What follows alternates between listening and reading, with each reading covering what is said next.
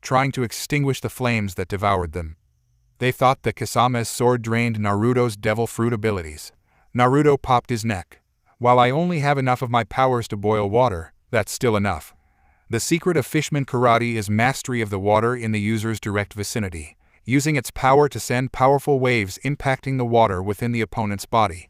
Since every living creature is basically nothing more than a mass of water, Fishman karate users are able to battle opponents that are usually highly resistant, if not immune, against blows and punches.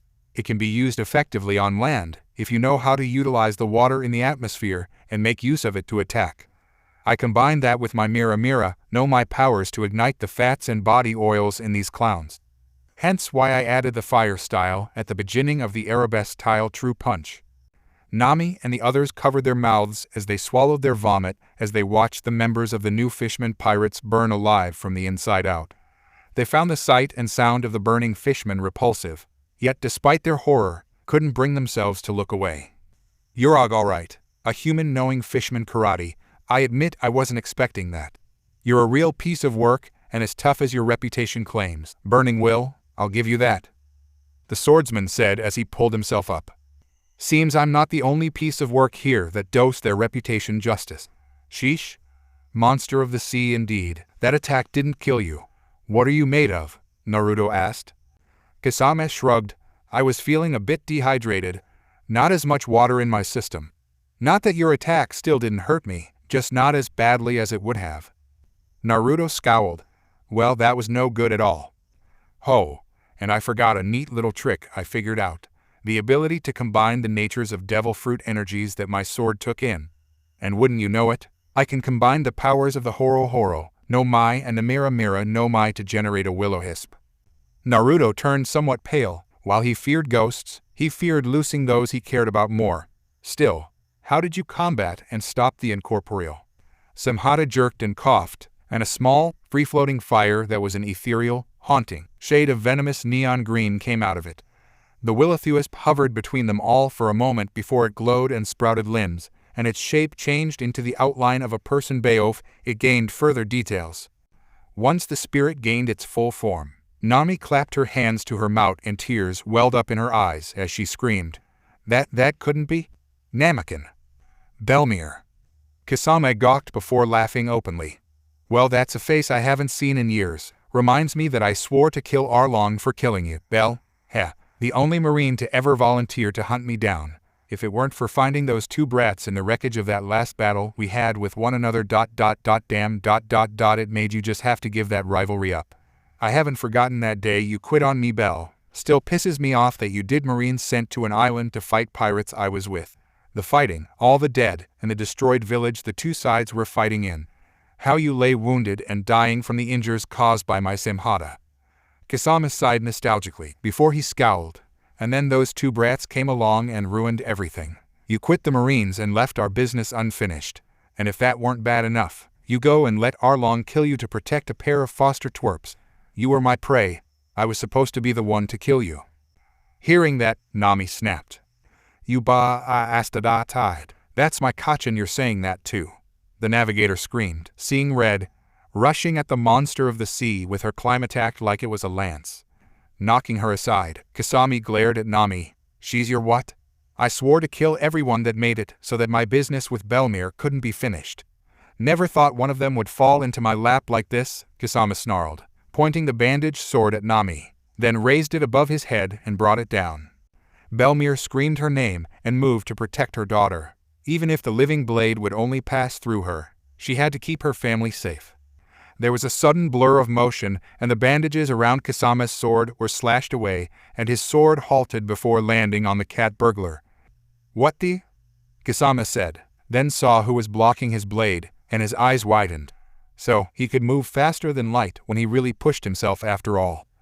No wonder it was reported he could outpace the Pika Pika no Mai abilities of Admiral Borsellino Kizaru during both his encounters with a man, both in his attack Marioa and later in Shabondi when he faced both Kizaru and Akinu. "Kasame, you just crossed the damned line with this," Naruto hissed. The supernova's muscles bulged as he forced Samhata off the edge of Kokushibyo, and his free hand smashed into Hoshigaki's face like a sledgehammer and sent the Sharkman tumbling backwards. "Nami." With your permission, may I beat the shit out of this guy? Nami shook all over as she growled her response. Just so long as it's unnecessary painful, unnecessary messy, and you free my Kachin, you've got my blessings. Naruto shot her a devilish, razor-thin smirk. That was my intention even if you said otherwise. Kasama stood up and shook his head, rubbing his jaw with a clear grimace. What the hell? You're still going to fight without your full powers at your disposal? He seemed more curious than anything else as he voiced the question.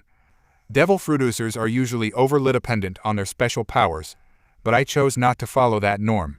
Why do you think I learned Fishman karate, haki, swordsmanship, and bare-bones hand-to-hand? It was so I wasn't as helpless as most with the mixed blessings of the sea devil without my powers. You may have stolen most of my Mera Mera, know my abilities with your sword, but that's only too big a problem. After all, before I had those powers I did fight on equal grounds with Fire Fist Porcas D. Ace, the 2nd Division commander of the Whitebeard Pirates under Edward Newgate. You really think I've let those skills dull just because of a weird piece of fruit? Naruto asked Kasami pointedly. Kasami chuckled. Okay, I'll give you that, and I did say your full power would return if I was ever beaten. By whom doesn't matter. Sounds fun, Naruto shouted, rushing Kasami, blade ready for blood. Water. It had to be water. Naruto hated water. It wasn't just that he couldn't swim, although it was almost certainly a factor playing in his defeat. Water was simply the polar opposite of his element. Fire simply did not tolerate it. He'd never liked it to begin with, far less so since eating the Mera Mera no Mai. Indeed, he despised the idea of getting wet, even when it came to something as platonic as a simple shower. It was rather ironic, given the fact that he'd chosen to make his life one on the high seas. You can't do anything. But to lose that power, to have it reduced to a mere tenth? You're completely at my mercy. To then be forced to fight an enemy who not only regenerated, but owned the home turf? Ace's successor? Ha! Don't make me laugh. Unpleasant didn't even begin to describe the situation, much less with his opponent actively mocking him. Everything he stood for, everything he was, all of it was being made light of, and he couldn't do anything to stop Kasame. Nothing to silence him. Merely opening his mouth would result in a slow, agonizing watery death. Another agonizing rent tore across his sin as he parried Semhada, his black blade trembling violently in hand as the barbed blade slipped through his guard to find flesh. Red bloodied the waters around him, more of his life slipping away as he stood there, and still burning will weathered the storm. Weakened as he was, it took everything he had just to move. Just to stay alive. What's wrong? Kasami cackled, drifting to halt only inches away. Words bubbled through the water, distorted and warped. You were talking all that good shit a few minutes ago? Come on. Naruto's entire body gave an epileptic shudder as the agile fishman rained blows down upon him with each word. Where's all that pride? What happened to the strength that beat 2 admirals, eh? I know you can move. I want to see it. Show me your power. Gak. Breath burst from Naruto's lungs in a streamy foam of air as a blue fist found his stomach, but like a stubborn mule, he held on. Kasami grunted, unamused. Really, you're starting to bore him? His smile trailed down into a frown as a Hakastronjan hand latched onto around his wrist with surprising strength, scalding the limb. The blonde glowered back at him, refusing to let go, refusing to relinquish his hold. Angry blue eyes leered back at him, his sword arcing up to strike. Slowed by the water, it was almost pitifully easy to dodge.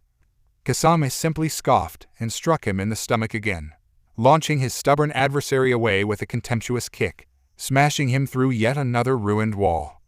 You'll have to do better than that. Twitching, Naruto struggled to move, his body fighting him for every inch.